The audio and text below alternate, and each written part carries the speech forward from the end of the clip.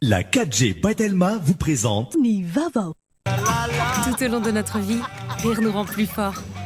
La vache qui rit manolotra ho anao, ny Vaovao. La vache qui rit, parce que c'est meilleur de rire. Ticor, un véritable atout esthétique pour votre habitat. Différents colorés disponibles en magasin. Batimax, la qualité au meilleur prix. Manolotra anao ny fampahalalam-baovao.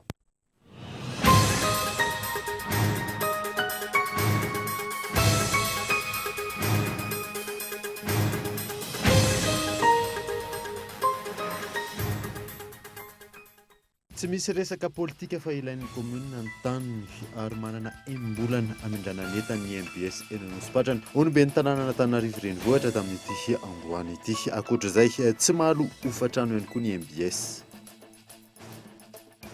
Laharana fa 4.10 amin'ireo firenena afrikana manana tapasitranana ambony amin'ny Covid-19 i Madagasikara. Tokony hakatratrano io io araka ny fanazavan'ny talen'ny kabinety eo anivon'ny ministeran'ny fahasalamam-bahoaka androany.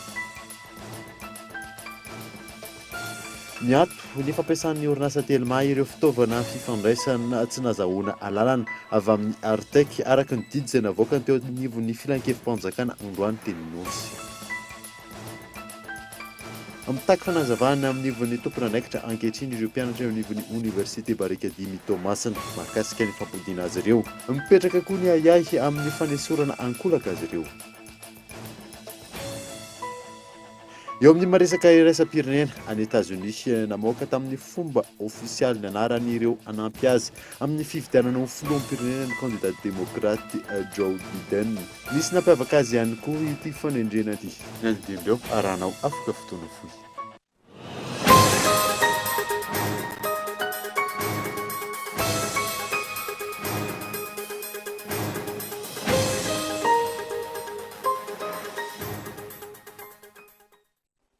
Finaritra tompoko lasy tompoko vavy fotoana vaovao eto amin'ny Kolo TV ka manasanao ary anaraka izany hatramin'ny farany. Nanomboantsika ny vaovao dia tsy misy resaka politika fa ilain'ny komuna ny taniny ary manana embolana amindranany entany ny MBS eny Anosipatrana ony be ny tanàna Antananarivo renivohitra tamin'ity androany ity. Ankoatr'izay tsy nahalo hofatrano ihany koa ny MBS ka atao andriatsilafo. Andreny tsara fa politika zao anao vao miaraka politika fa zay amin'ny ligny anjara-tsay fa tsy vita teto fotsiny ty tanteranareo fahasahina lehibe zany ho hitantsika nanaovana azy. Fahasahinao tonga dia ndana akatony. Fa raha akatonao ny MBS nefa amin'izao fotoana misy zao dia hoe akatony io satria any toko-panohatra hoe président Marc Ravalmana mbola misy président satria président to taloha mahafantatra tsara rôla tokony ataony. Hiteny an'izany ianao fandrangitana daholo rehefa tsy mamaly an'izany tsy rôloko zany. Tahak'izay raha ivona ny valiteny nomen'ny filoha teo aloha Marc Ravalmanana manoloana ny taratasy sy napetraky ny komuna manoloana ny toerana misy ny MBS eny Anosipatrana izay taniny komuna. Tsy misy resaka politika fa ilain'ny komuna ny taniny hoy kosa ny be ny tanàna androany ary manana enim-bolana amindranareo entanao amin'ny MBS izay tsy midika ho fanakatonana ny ainao manjery.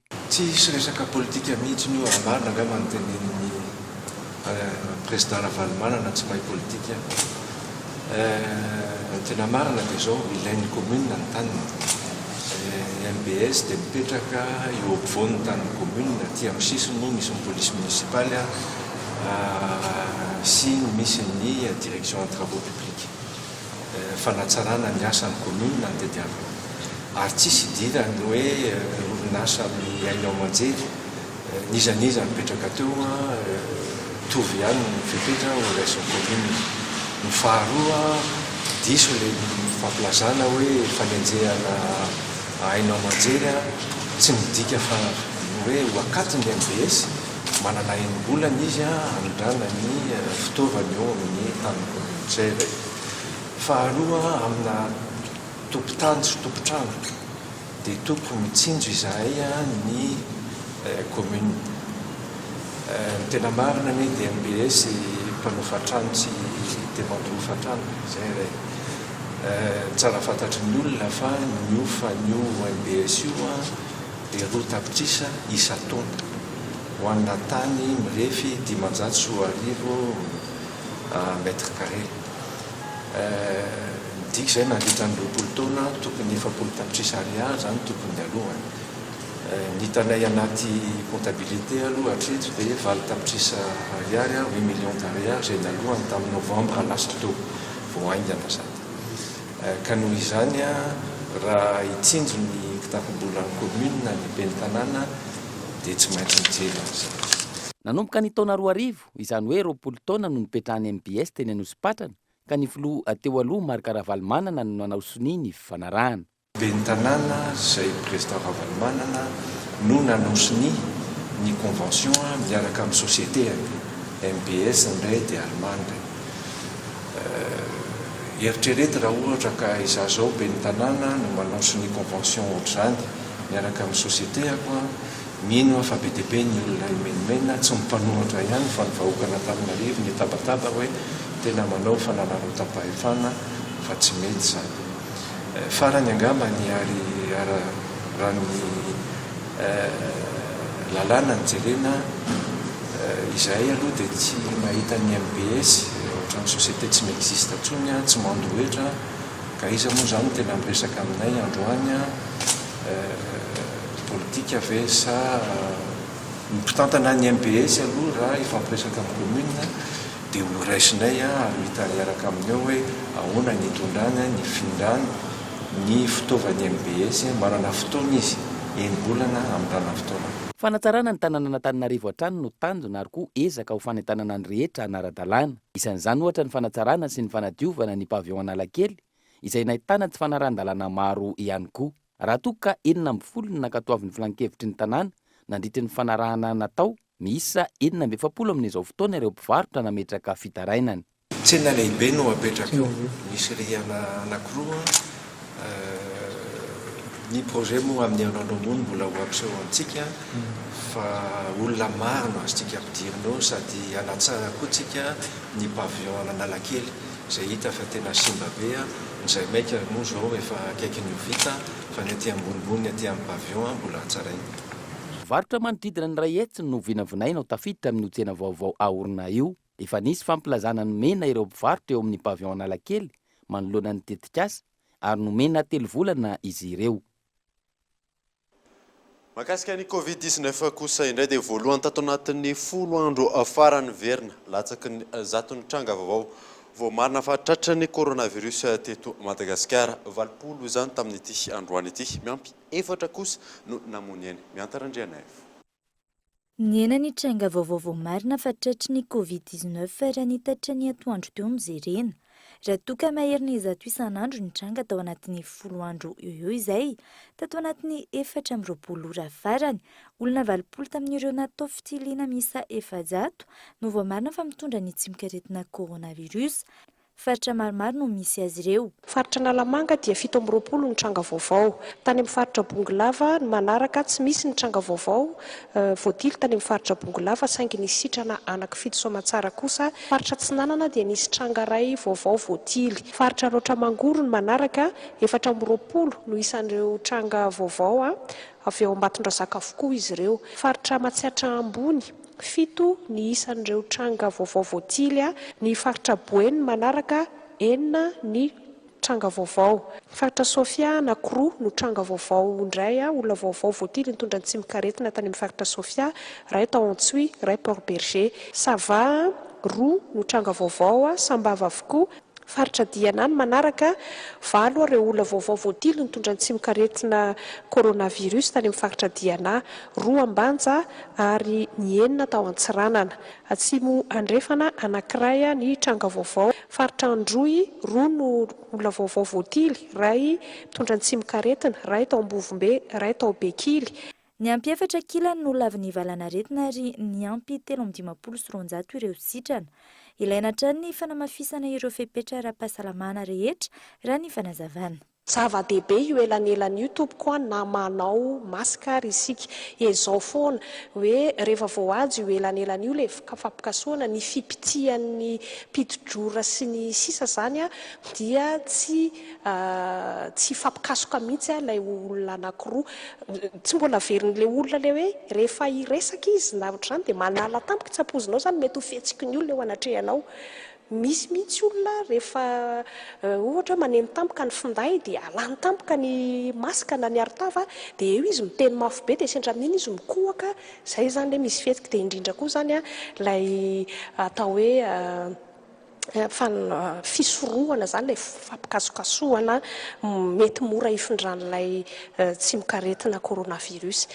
Hatreto 7,774 alina ny isan'ny fitiliana PCR vita teto Madagasikara, 2,703 ny jeune expert, 7,703 alina tamin'ireo vita fitiliana no voamarina fa nitondra ny tsy mikaretina, 7,503 alina amin'ireo no sitrana soamantsara, 2,703 mbola manaraka fitsaboana, 300 amin'ireo marary mafy ary 9,10 ny totalin'ny efa nindao sy ny fahafatesana. Laharana fa 4 amin'ireo firenena afrikanina manana tapasitranana ambony amin'ny Covid-19 i Madagasikara hatreto. Tokony hiakatra hatrany io ta io araka ny fanazavan'ny talenaka bodritran'ny ministeran'ny fahasalamam-bahoaka tamin'ity androany ity. Laharana fa 170 amin'ny firenena 490 maneran-tany manana tapasitranana ambony manoloana ny Covid-19 Madagasikara. Araka ny antontanisana avoaka amin'ny plateforme ouverte des données publiques françaises. Nanomboka ny 7 martsa nanambarana ny tranga voalohany hatramin'ny 10 aogositra. 2,303 alina ny tranga voamarina ka sitrana ny 1,9 alina.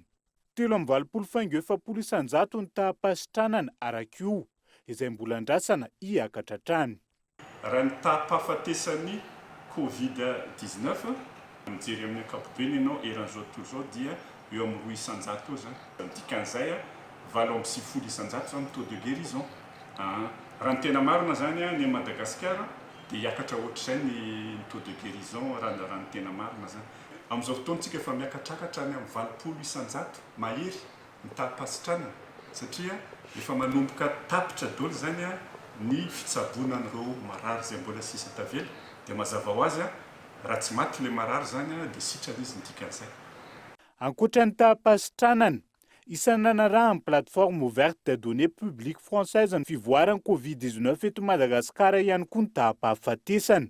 Ray faingo 4,7 zany hatramin'ny fepitoana nanaovana ny kajy ary nametraka ny firenena eo amin'ny laharana fahavalo amin'ny 10 maneran-tany. Ny fanandrify amin'izay ny fanapahan-kevitra noraisin'ny fanjakana amin'ny fiverenana tsy kelikely amin'ny fiainana andavanandro, saingy mitohy hatrany ny ady amin'ny Covid-19 raha ny fanazabana azo. Zao fa hitatra somary lavalava le valana ary tonga amin'le resaka hoe tsika zao hoe iaina miaraka amin'ny aretina. Mbola mety ahitany foana ianao mety tsy amin'ny toerana anankiray fa mifindrafindra moa zany le izy dia arakarak'izay zany no andraisana ny tanana an'ilay valanaretina zany ka atongavana amin'ny hoe tokony alefa mandeha fiainana amin'ny andavanandro fa any amin'izay toerana izay misy foyer épidémique zany any no anaovana le action rehetrarehetra.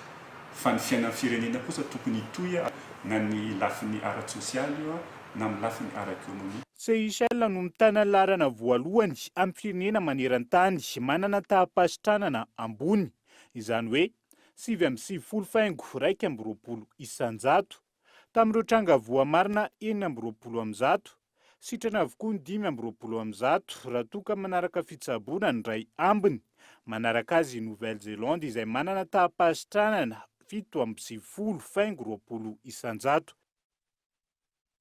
Taorian'ny fanambarana nataon'ny filohan'ny Repoblika amin'ny fampodinina ireo teratany malagasy tavela any ivelany. Ny 15 aogositra izao no hanomboka izany raha ny fampitam-baovao izay navoakan'ny Air Madagasikara.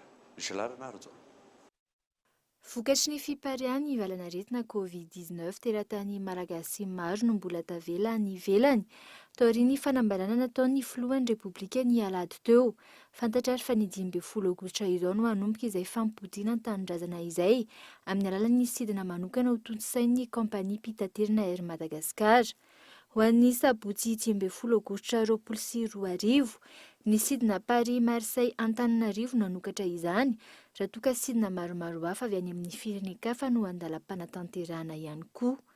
Tsy nanivo ny kompania pitaterina nefa ny fisoratana anarana amin'izay sidina fampodiana izay, fa eny anivon'ireo maso voa ary voaka aorian'izay ny lisitra ireo olona amin'izany. raha nitatitra navoaka ny ministera ny raharaham-bahiny kosa indray dia samy mianto tena avokoa ireo olona averina eto an-tanindrazana, isan'izany ny saran'ny sidina izay fantatra ihany koa fa eny anivony Masiovo no ahitana izany. Raha tsy ivona manoloana ny fiparihan'ny varanaretina Covid-19 ireo olona iverina an-tanindrazana ireo dia tsy maintsy mitondra valin'ny fitiliana Covid-19 na ny test PCR nototsaina tao anatin'ny 27 ora. Aorian'izay no metitra amin'ny fihiboana mandritra ny 4 andro izy ireo eo ampiandrasana ny valin'ny fitiliana. Miato ny fampiasan'ny orinasa telma ireo fitaovana fifandraisana tsy nazahoana alalana avy amin'ny Artec araka ny didy izay nivoaka ny filan-kevim-panjakana tamin'ity androany ity teny Anosy io zay. No lavy ny filan-kevim-panjakana na ny Conseil d'État androany ny fangatahana fampiatona ny fanapa-kevitra no raisy ny Autorité de Régulation des Technologies de Communication izay napetraky ny orinasa telma. Dia zareo moa zany tsy nahafaly an'zareo izay fanapa-kevitra ny raisy ny Artec izay dia nametraka fitoriana tetỳ anivon'ny filan-kevim-panjakana mba angatahana ny fampiatona izay fanapa-kevitra no ny raisy ny Artec izay. Ka rehefa nivaly ny fitsarana teo rehefa nandinika ny fitsarana zany dia nahita hoe mitombona ny fanapa-kevitra izay niraisin'ny Artec dia nolavy ny fitsarana zany ny fangatahana izay nataon'ny orinasa mpifandraisana anankiray io. Ny fampiatona ity nivaly ity raha ny fanazavana hatrany fa mbola eny anivo ny fitsarana ny fangatahana fanafana tanteraka ny fanapa-kevitra izay niraisy ny Artec. Ao aorianan'izao mbola misy moa ny fangatahana fanafana an'ilay fanapa-kevitra izay natao dia mbola mitohy zany iny amin'ny fitsarana fa ny atao amin'izao fotoana izao dia ny hoe mametraka zany ny ministera miaraka amin'ny Artec mijery inona no fomba tokony atao ahafahan'ny rehetra misitraka mandrakariva ny teknôlôjia vaovao eto Madagasikara ao anatin'ny fanajana ny lalàna misy sy ny lalàna velona eto amin'ny firenena.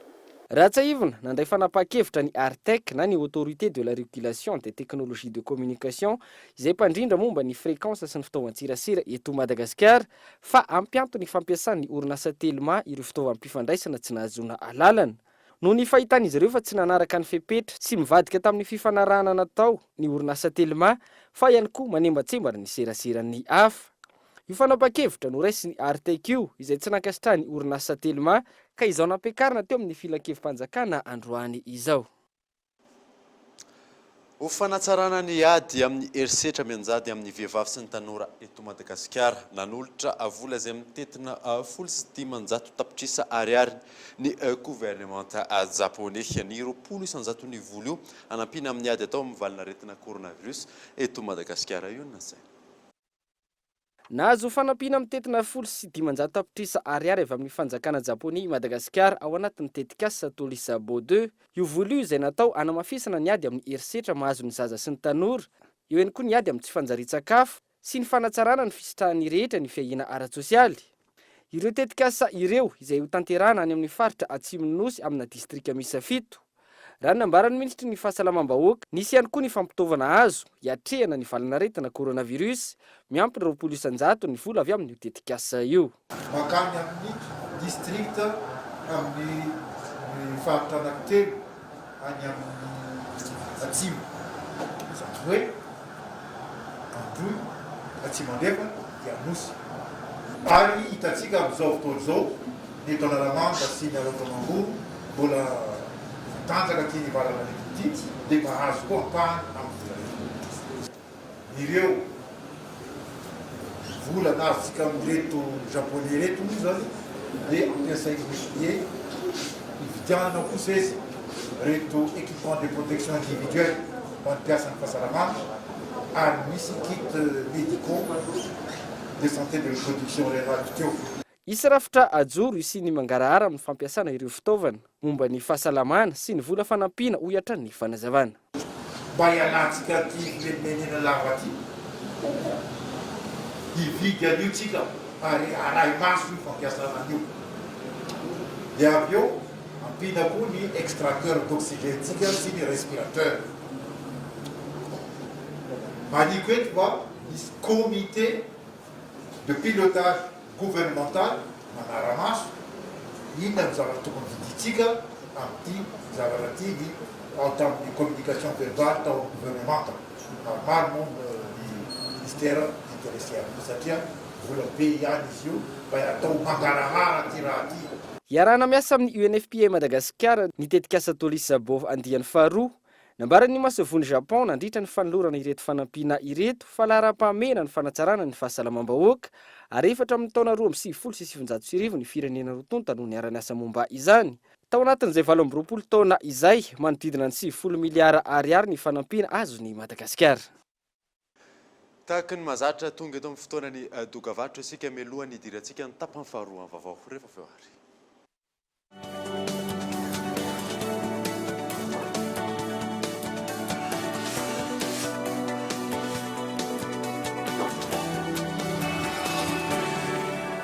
Partagez les fous rires, les découvertes, les petits plaisirs, les passions, les rencontres inédites, les moments importants, ensemble, autrement. Partagez vos mégas et faites-en profiter à vos proches partout. Tapez le dièse 111 étoile 4 étoile 4 dièse.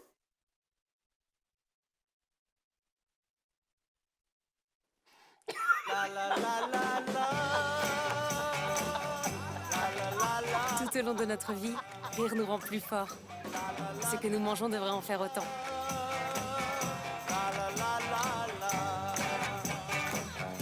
La vache qui rit, parce que c'est meilleur de rire.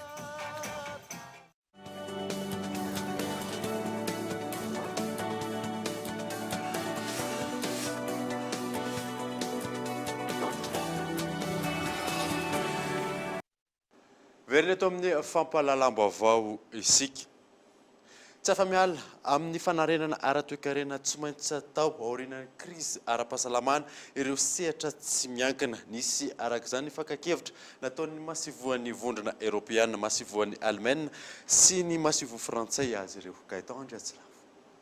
Ho fanomanana ny dialogue politika ny vondrona Europeana sy Madagasikara handehan'ny fahavalo, nisy ny fivoriana tamin'ny alalan'ny visioconférence notanterahana akana ny hevitra ireo sehatra tsy miankina izay nitanterahany ny masoivoan'ny vondrona Europeana monina sy miasa eto Madagasikara, ny masoivoan'ny Allemagne sy ny masoivo Frantsay. Manodidina ny 700 ireo nandray anjara avy amin'ny sehatra tsy miankina isan-karazany izay misehatra amin'ny fambolena, ny fizahantany, ny orinasa, ireo mpampiasa teknôlôjia, banky sy ny maro hafa. Nandray anjara ihany koa ireo misehatra amin'ny fampivoarana ny mahaolona, ny fanatsarana ny fandraharahana sy ny famokarana, ireo misehatra amin'ny fanondranana sy ny fanatsarana ny tontolon'ny asa. Tanjona ny akana ny hevitra izy ireo manoloana ny fiantraikan'ny krizy ara-pahasalamana amin'izao fotoana sy ny filan'ireo sehatra tsy miankina ary ny fanarenana ny toe-karena maharitra. Zava-dehibe amin'ny fampivoarana ny firenena ny fandraisana anjaran'ireo sehatra tsy miankina. Ny aino ireo etaeta araka izany ireo masoivo ary manantena hatrany fa isokatra ireo orinasa sy mpandraharaha malagasy amin'ny fanomezan-tanana sy ny fametrahana ireo tetikasa ahafana mamelona ireo sehatra asa misy azy ireo tsirairay avy. Ny zoma fa 17 ny volana aogositra izao tsy ahivona no tanterahana ny dialogue politika eo amin'ny vondrona Europeana sy Madagasikara ary iompana bebe kokoa amin'ny fanamafisana ny fiarah-miasa eo amin'ny roa tonta. Eo ihany koa ny politika, ny resaka momba ny fifidianana sy ny zon'olombelona eto Madagasikara. Tontolon'ny finoana kosa indray dia 50 am'zato hatramin'ny 70 am'zato ireo fiangonana isokatra manomboka ny alahady izao araka ny tatitra avy amin'ny prefektura n'Antananarivo. Tokony hanao fanambarana manokana eny anivon'ny prefektura ihany koa ireo fiangonana isokatra ireo raha ny fanazavana azo. Yves Richard. Tombanana nanika ny 70 am'zato ny fiangonana iverina isokatra manomboka ny alahady ho avy zao araka ny tatitra avy amin'ny prefektura n'Antananarivo. Na efa namoaka fanambarana ofisialy makasika fisokafany fiangonana io aza ny filohany FJKM. Tokony hanao fanambarana manokana eny anivon'ny prefektura ny fiangonana tsirairay. Fa ny tena ilainay zany dia le listan'ny mpivavaka isaky ny ray miditra miaraka amin'ny coordonnées zany mba ahafahana malala mahafantatra ny ataontsika traçabilité ny mpivavaka tsirairay zany hoe raha sanatria ka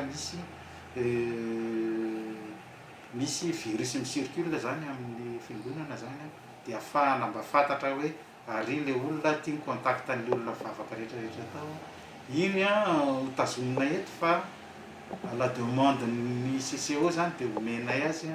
Efa ao anatin'ny fandaminana mahakasika izay avokoa ny fiangonana nanaovana fanadihadina. tsy maintsy arindra ny fipetra ara-pahasalamana ifezana ny mety ho fiparitahany ny valinaretina raha ny fanazabana. Eo ihany koa ny fandaminana ny mpino tonga anatrika ny fotoan'ny mpivavahana.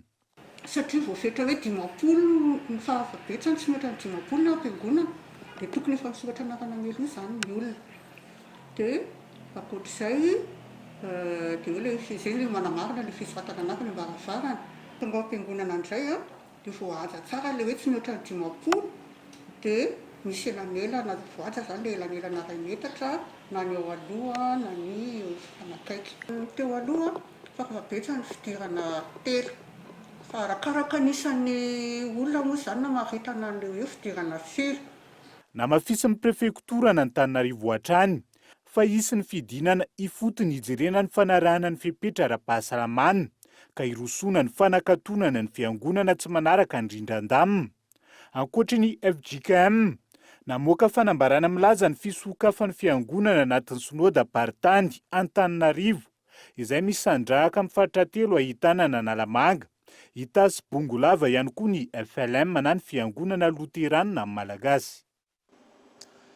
Tsy ampy kosa ny politika ny fanjakana entina manome tosika ny tanora eto Madagasikara raha nambarany avy eo anivon'ny Observatoire de la Jeunesse hatreto mbola maro ireo olana sedrain'ireo tanora mandrara.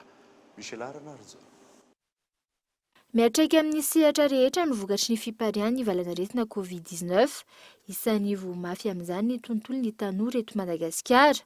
Tsy ampy ny sordalana mazava entina manome tosika mitondra any amin'ny famboarina ny tanora. Mandinika ny zava-misy amin'izao fotoantsika aloha anatin'ny ame anara-pahasalamana dia tena feherhevitra ny tanora, azo lazaina hoe mitsolopolopo ny fanantenany hoe ho aiza izy ao aorianan'ny Covid. Satria tsy misy sordalana mazava izay mitaridalana ho anazy eto amin'ny firenena hoe reto avy mipaikady ho antsika. Mbola tsy misy izany izay ary izay koa ilay antony hetsika zao hoe inona ara izany mipaikady ho entin'ny fitondrana anairana ny tanora raha hoe variana ny tanora ao aorianan'ny Covid. Satria fantatsika fa efa talohan'ny Covid dia efa niarana zavatra marobe ny tanora teto amintsika, ohatra hoe fanabeazana ratsy kalitao, fidirana amina fampiofanana ambony lafo loatra, ohatra hoe tsy fananana asa, fomba fidirana eo amin'ny asa, izany efa iainan'ny tanora talohan'ny Covid. Dia ny ampy an'ilay Covid ity dia ahoana indray raha aorianan'ny Covid. Iray amin'ireo tanora misehatra amin'ny fanampiana tanora sahirana eto Madagasikara amin'ny alalan'ny fanomezana fampiofanana araka samy maimaimpô ny tantely. Raha ny fanazavana, miady irery hatreto ny tanora malagasy amin'ny lafiny maro. Anatina fotoana vitsivitsy hoe io zany tena tsy ampy ho an'ny tanora izay fiofanana mety hoe izay fiofanana formation professionnelle ahafahany tonga dia miasa fa izay zany hitany hoe amin'ny ankapobeny zany dia be loatra fotoana very mipetrapetra fotsiny na tahaka izany dia io zany ny hitanay hoe ina misy dia asa anankiray tena ahafahan'izy ireo hoe tonga dia miasa ary afaka mampidi-bola ho an'ny tena be dia be. Ho anay manokana fotsiny izao dia misy budget de fonctionnement ampidinana satria maimaimpona ilay formation omenay ny mampianatra ao dia bénévole. Dia tena mila tosika izay na eo amin'ny ara-pitaovana na eo amin'ny ara-bola mba ahafahana hoe manitatra ihany koa. Izay nefany amin'izao fotoana izao dia tsy manana fahafahana hoe miangaze olona hampianatra na mividy fitaovana manitatra fa hoe mandeha tsikelikely. Dia izay zany tena tohana tena ilainay hoe na resaka infrastructure fotsiny na resaka formation fotsiny ho an'ny olona mampianatra dia tena ilainay be. Raha ny fanadihadiana nataon'ny Observatoire de la Jeunesse miandrandra fanampiana amin'ny lafiny rehetra amin'ny fanjakana ny tanora amin'izao fotoana izao. Sordalana mazava hitondrana ny fampivoarana ho an'ny tanora. Aiza antsika ny tena mainvestira ny fitenenana, ahoana ny fomba anabeazantsika von'ny tanora ahafahantsika mandray vokatra aminazy. Satria raha ireo efa mananiky ny 700 ny fiarahamonina ny latsaky ny 530 taona, raha izy ireo zany tsy haintsika mikolokolo azy dia lasa vesatra ho an'ny fiarahamonina izy. dia normal be sika raha tsy mandroso. Mariana androany 12 aogositra ny andro iraisam pirenena ho an'ny tanora. Ny tanora izay eo anelanelany 14 taona hatramin'ny 13 taona. L'engagement des jeunes pour une action mondiale na ny fanoloran-tenan'ny tanora ho an'ny asa maneran-tany izay ny lohahevitra entina manamariana izany.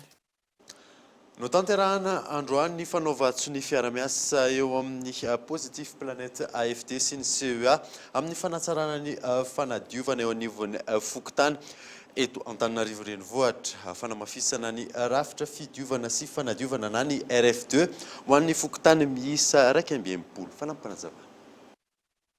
Tanjona moa amin'izay dia voalohany indrindra dia ny resaka fanadiovana sy fidiovana eny anivon'ny tanàna mba hananany olona zany ny fihetsika sy maolo-pirenena azy.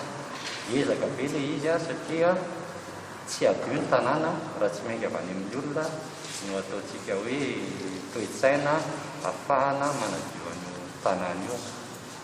Araka ny tenin'ny mpiara-miorinantoka miaraka aminay teo moa zany dia hoe resaka fanamafisana ny zava-misy eny anivon'ny tanàna amin'ny lafiny voalohany moa zany tamin'ny dia valana aretiny eo dia faharoa koa ny fitsonjovana ary ny hafaharitra ny atao hoe fahadiovana sy fidiovana eny anivon'ny fokotany rehetra. Amin'ny ankapobeny dia fanomezana fitaovana anankiray dia fanamafisana koa ny fahaiza-manao ahafahana manao an'izay eny anivon'ny fokotany rehetra. Mitohatra ny asa fanamboaran-dalana eto Antananarivo ankehitriny 520 isan-jato ny asa fanamboarana lalana Aout no vita. Anjery ny fizotra ny asa androany ny tompona ndraiky mpanjakana io na saina. Taoriny tsy papaika nataon'ireo mponina sy fikambanana maro samihafa anatsarana ny lalana Benjy Antotanjona no raisy ny fitondram-panjakana tamin'ny alalan'ny faritra Analamanga ny fanamboarana ny lalana ary vita hatramin'ny 520 isan-jato izany ankehitriny. Satria raha malala ny somary fahasairana ny vahoaka tetỳ amin'ny toerana, lala tokana ihany izy ity ka dia niezahanay novitana atao anatin'ny 2 volana na dia hoe 2 volana aza ny fotoana nomenanay. Ny halavan'ny lalana izay nitototsana teto dia teo amin'ny 700 mètres, ny velarany eo amin'ny 5 mètres. Dia marihana moa zany fa ny asa natao teto zany dia ny pavage dia ny fanaovana ny lakandrano, fanatsarana ny lakandrano rehetra mba tsy iangonan'ny rano be loatra rehefa fahavaratra, mba hisy évacuation normale tsara daholo dia mino fa afa-pasahiranana ny vahoaka etỳ Benjy sy amin'izay lafin'izay. Miantso ny fandraisana andraikitry ny fokotany sy ny commune ary ireo olon-tsotra izay misitraka izao fotodrafitrasa izao ny solombavam-bahoaka na Tsimondrano. Ity lalana ity dia nampikaikaiky ny mponina ny Tosy mihitsy, nampimenimena. Rehefa nisy ary ny nanao tsy paipaika tamin'izany mba amin'ny tanan'ity lalana ity dia miantso ny mpampiasa lalana aloha mba hanaja ny lalana. Indrindra fa ireo mpivarotra izay manary fako amin'ny tatatra iny dia maro ka dia tena miantso ny commune tompoko mba hiaraikilokolo an'ilay lalana izay efa nampikaikaiky hatramin'izay fa raha vao tsetsin'ilay fako ilay trottoir ilay fanarindroany dia miteny aminao fa potika vetivetika ny lalana. Ho fisoroana ny fandaniana ny volam-panjakana sy hananana fotodrafitrasa mendrika ny vahoaka, misy ny antoka na garanti omen'ny orinasa nanao ny asa izay maritra 12 volana.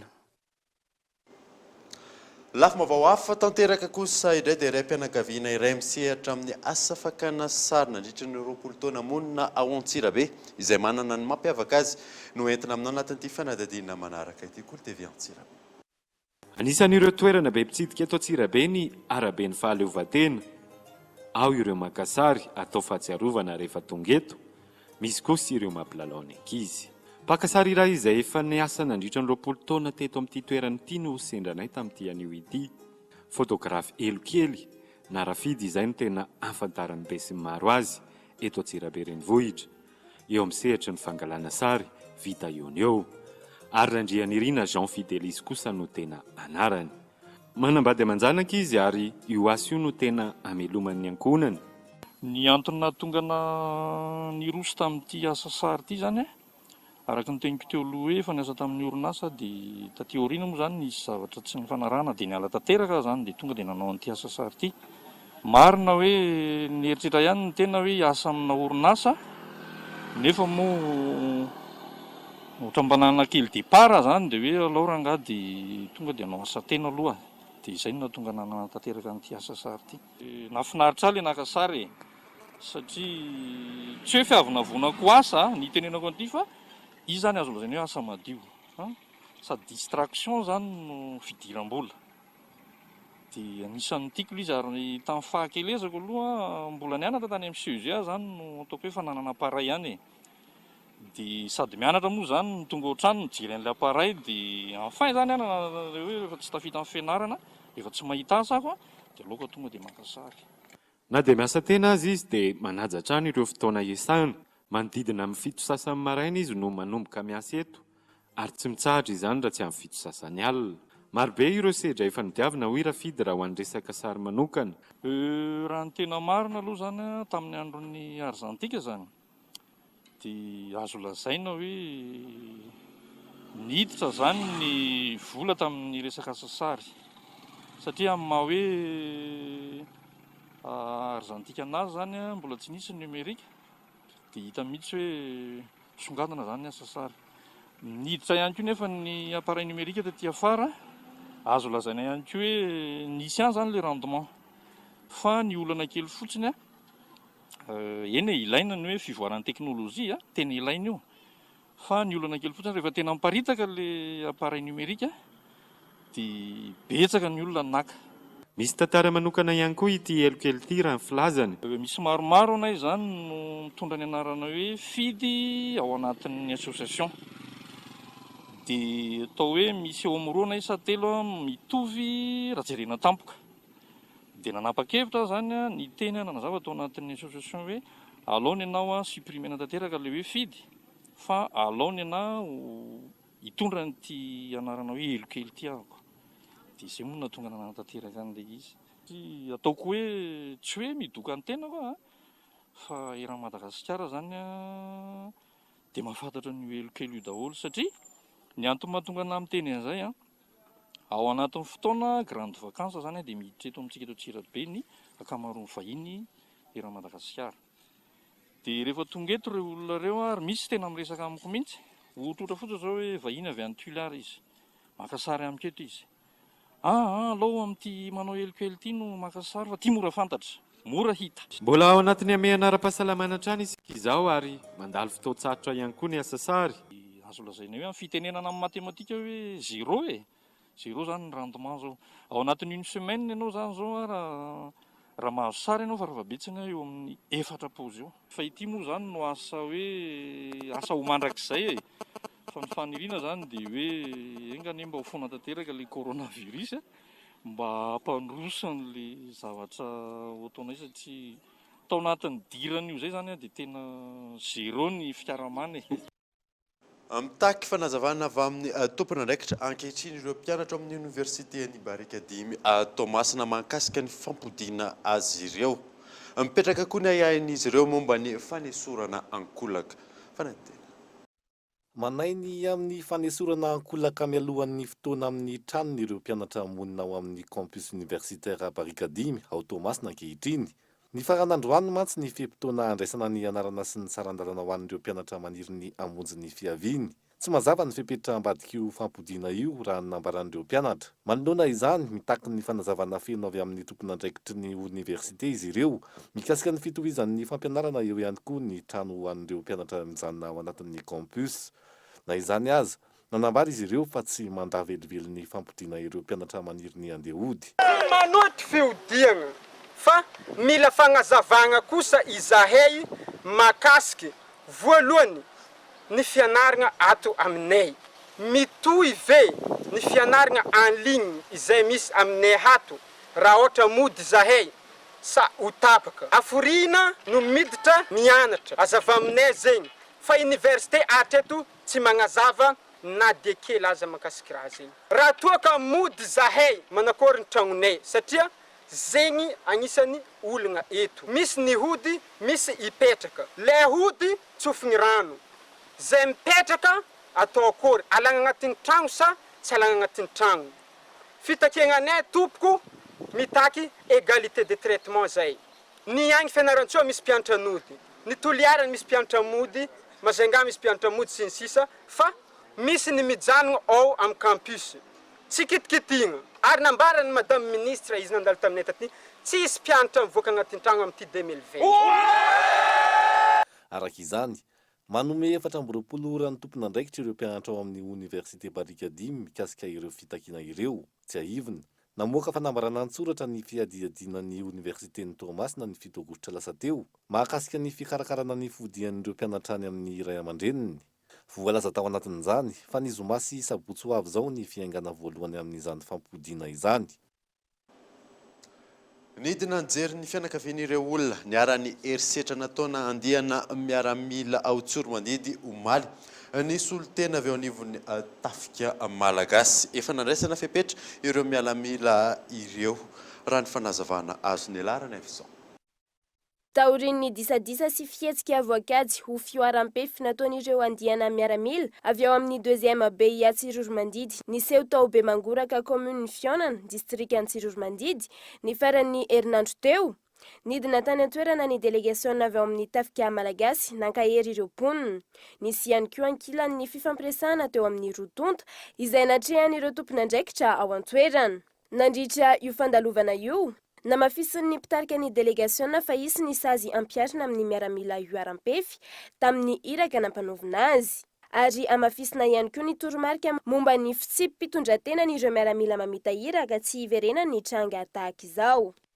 Ny anteninay dia ny teny manao hoe makasitraka sy makatelina tompokolahy amin'ny fandavan-tenanareo manohy ny asa pirenena izay ataonareo engany ny rarina eo anatrehan'Andriamanitra dia mba hita somatsara ny vokan'izao koa satria ny andro rehetra any afara tapo ny tonga aty manao desante aty amin'ny fokotany be mangoraka eto amin'ny mpamirina manaraka izany namafa ranomaso ianareo ho an'ireto fokon'olona indrindra ho an'ny tompo manjo izay hoe niarany izao imo tonga amin'ilay teny mahamalagasy antsika hoe barabarana ny voany no tao amin'ny ragabo menakavy fa ny fahoriana raha mizaka tonga eto koa nareo mandray anjara amin'izany tena Andriamanitra tompoko. Isan'ny manaratsy endrika ny mpitandro ny filaminana amin'ny fiarovana ny vahoaka sy ny fananany ny fioaram-pefy sy ny fanararotam-pahefana ataon'ireo sasantsasany eo anivon'ny fiarahamonina.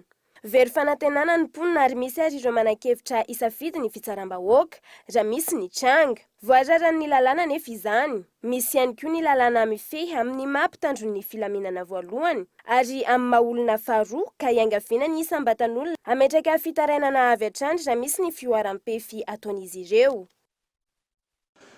Miroborobo kosa ankehitriny ny fivarotana ireny entana tranainy anaovana collection ireny tsy mora nefa ny fidirana amin'ny sehatra io noho ny antony maro samihafa raha ny fanazavana azo Ivy-Richard. Manomboka mahazo vahany eto Madagasikara ny fivarotana ny entana tranainy ampiasaina amin'ny fanaingona sy ny maro hafa na ireny objet de collection ireny. Ankoatra ny fanangonana ny entana izay mahatra ny tonany maro. Ilaina fandalinana manokana ny famarotana azy izay ihany koa no mamatra ny vidiny amin'ny ankapobeny. Tamin'ny voalohany izany nanangona aloha tao an-trano. Rehefa nanangona tao an-trano izany dia maromaro vao nanahevitra hivarotra. Rehefa nivarotra izany tao anatin'ny janety eo amin'ny 5 taona eo izany izay no efa nanangonangona dia teo amin'ny 3 taona teo izany izay no nivarotra. Moa sarota ihany koa mitady anazy moa mila fitandremana raha teo amin'ilay izy. Mivarotra fotsiny fa efa mahalala an'ilay prix koa ilay olona zany dia efa miditra anatin'izay prix izay dia anao zany mila manana fahalalana koa amin'ilay valerany ilay prix an'ilay izy dia izay no ahafahana mampandroso an'ilay asa. Isan'ny toerana hivarotana azy ny eto Antaninarenina. Ankoatra ny fera fipasohany izay mbola natono afo tamin'izany fotoana. Isan'ny entana tranainy indrindra tazana eto ny lampe à pétrole. Karazan-jiro nampiasaina nanomboka ny taona 790. Taorian'ny namoronan'ilay farmasiana polonais Inasi Lukasiewicz ny taona 2,790. Toy ny objet de collection maro, ny fahantera no namaritana ny vidiny roetsy ariary. Ty zao lampe à pétrole zao ty lampe à pétrole tony zany tany tena marina tsy dia misy firotsony koa izy to satria tony efa taloha indrindra fa le varahana ohatran'izao zany dia efa tena taloha mihitsy izy zany. Indrindra fa ity vera miaraka amin'ity zany no tena sarotra dia tavina be. Dia taloha zany ny lampe à pétrole zao tena fampiasan'ny olona taloha ankoatra ny hoe jiro-tsabora sy ny karazany. Ty lampe à pétrole ty zany zao olona no mitondra an'ity teto aminy. 200 000 ariary zany zao ny prix an'ity. Ray alina hatramin'ny 3 ariary ny sarany entana ho an'ny mpivarotra eto Antaninarinina nanaovana mpanadihadiana ity. Saika atao koleksiona sy hanaingona ny atitrano avokoa ny ankamaroany. Ankoatra ny vahiny, efa manomboka manjifa azy ihany koa amin'izao fotoana ny malagasy araka ny fanadihadiana natao. Vaovao mampalahelo kosa indray dia nodimandry omaly ny filoha mpanorona ny RDG na ny Radio des Jeunes Rasolo Jaona Mamiarlala. Nanana ny toerany teo amin'ny tontolon'ny fifandraisan-javatra ihany koa ny tenany miantarandriana. Mpanolotsaina ara-teknika ny ministry ny postra sy fifandraisan-davitra ankehitriny nodimandry omaly i Rasolo Jaona Mamiarlala. Maro no nahafantarana azy, isan'izany any teo amin'ny lafiny fifandraisan-davitra. Mpanorona ny consortium d'experts en économie de la télécommunication ihany koa izy, ary filohan'ny filaka fitantanany télécom malagasy farany mialohan'ny nanomezan'ny fanjakana ny tsy miankina n'ity orinasa ity. Efa nitana ny andraikitra sekretera jeneraly teo anivon'ny ministeran'ny postra sy ny fifandraisan-davitra ihany koa ny tenany tamin'ny fotoana na ministra ny Asina Andriamanjato. Izy ihany koa no filoha-mpanorona ny RDG na ny Radio des Jeunes. Maro ireo akaiky azy ny nanamarika nandritra ny fotoana ny araha-miasa taminy. Betsaka ny zavatra nampianarina sy nampitaina tsy ho ahy irery fa ho anay mpiara-miasa. Tao anatin'izay 17 taona niarahanay niasa izay. Mamiarlala Rasolo Jaona dia olona tia mampita zavatra. Tia mampita zavatra ary tia manampy ny tanora. Izy moa mpampianatra radio koa, mpianatra teny Votovorona, mpampianatra dia nampita zavatra be da be izay ahafahana mandroso eo amin'ny sehatra arak'asa voalohany indrindra kanefa koa eo amin'ny lafiny fiainana. Nahafantarana azy ankoatra izany na filohan'ny federasiona malagasy ny tenisy teo aloha azy.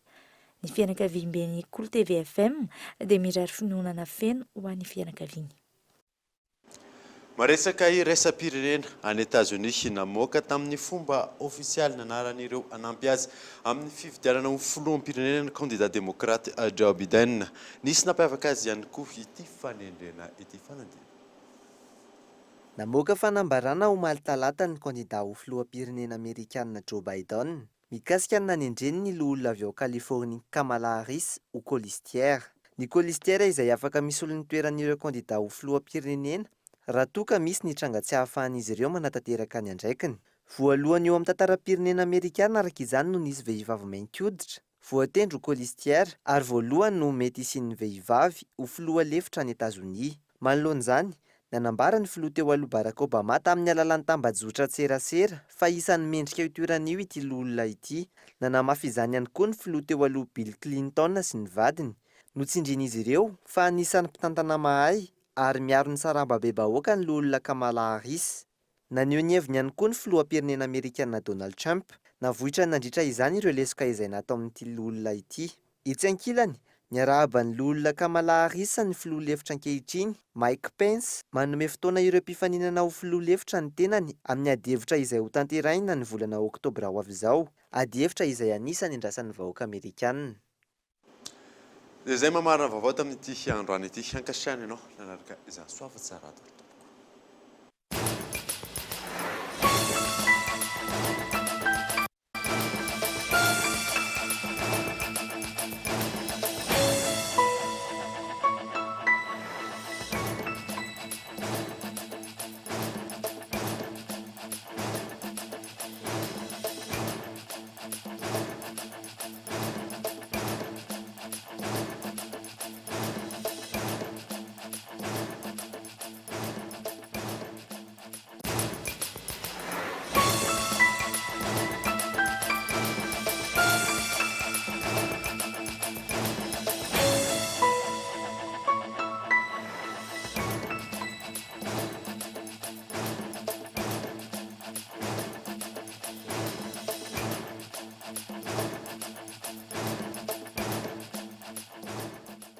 Ticor, un véritable atout esthétique pour votre habitat. Différents colorés disponibles en magasin. Batimax, la qualité au meilleur prix. Nanolitra anao teo ny fampalalam-baovao. Tout au long de notre vie, rire nous rend plus forts. La vache qui rit n'a l'ulcha nauteu ni Vaovao. La vache qui rit, parce que c'est meilleur de rire. La 4G by Telma vous a présenté Ni Vaovao.